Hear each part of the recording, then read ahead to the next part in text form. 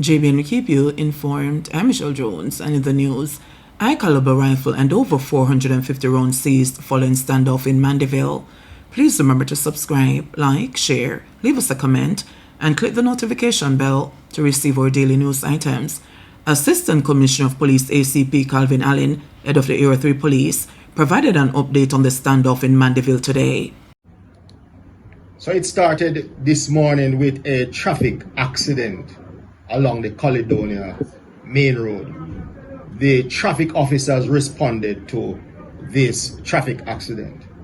However, so soon as the officer got to the scene, he quickly realized that the driver of that vehicle was suffering from gunshot wounds.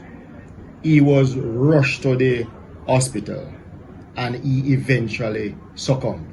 Our antennas went up right away, high and wide, and it led to our operational response in terms of our investigations.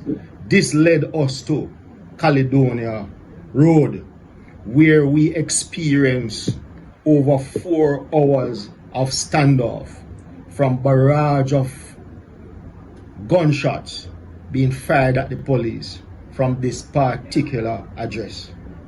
The police were very persistent in trying to get this individual to surrender. However, all those efforts failed. The building was subsequently breached, and the police, disjoint efforts between the JCF and our counterparts at the military, led to them entering the building, conducting the search, and found the suspect injured. He was taken to the hospital, and we learned that he eventually succumbed to his injuries. A multi-caliber omni-hybrid rifle capable of firing all different sorts of ammunition was recovered, as also 1 Beretta pistol with an extended magazine. We are still counting, but so far over 450 assorted rounds were taken from the premises. Our investigation continues, but I must place on record the tremendous work and leadership on the ground led by Divisional Officer Superintendent Kerry Duncan, and was ably supported by our Area Ops Officer, Acting SSP White, and the coordination from the teams from Area 3 and the teams from Kingston led to us displaying JCF high standard of professionalism and response in breaching that building and in making that situation return to some level of normalcy. Our investigation continues. What do you have on this gentleman? Who was he really? We are still following some information that has come to light, one of which is that he was deported, but we are following some additional information in that area.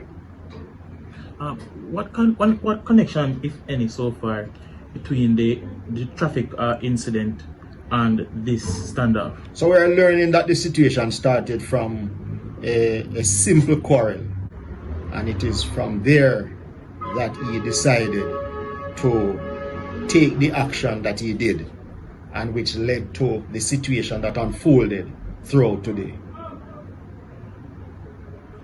What is the action and the operations of the police saying to the people of Manchester this morning in terms of the successful execution in the situation? We continue to speak of the JCF. You have seen us in action throughout 2025 and before, and you are seeing where we are now in terms of our crime figures.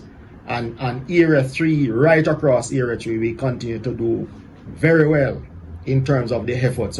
So I have high commendation for the team led by SSP McCullough in Clarendon, SP Duncan right here in Manchester, and SP Minto over there in St. Elizabeth, and then Hussat area is ensuring that we manage and coordinate and lead well. So we remain committed.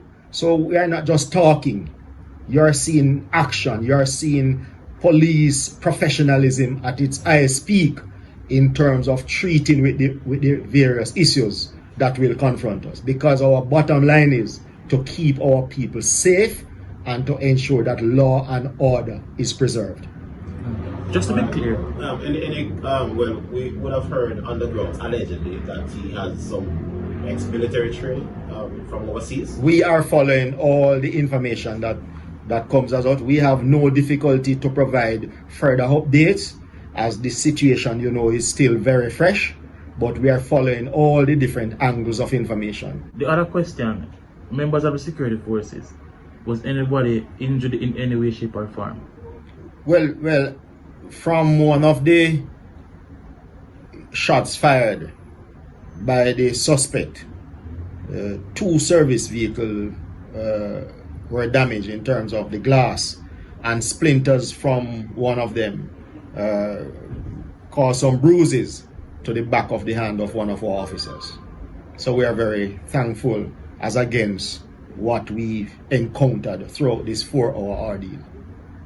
Alright, you had quite a number of persons, the police, the military on hand. Will just remind us of the teams that were involved. I saw SWAT, I saw specialized operations.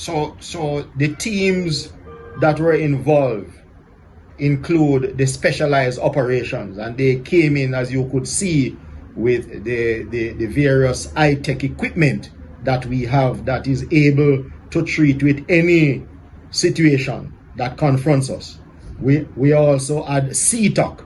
We also add our counterpart members of the military, and we naturally have our OST teams here in Manchester, along with our Area Fugitive Apprehension Team, AFAT, out of Area 3.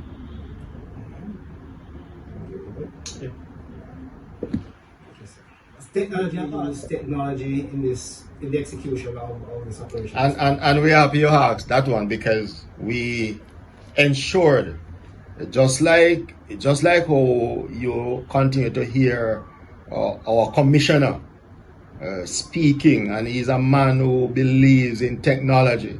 So he's not just talking about technology.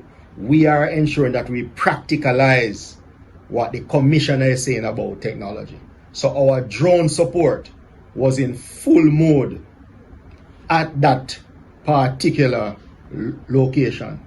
And so that aerial picture and that high in the sky view, we had that on display today. And naturally, it assisted in whatever we did. JBN will keep you informed. Please remember to subscribe, like, share, leave us a comment, and click the notification bell to receive our daily news items.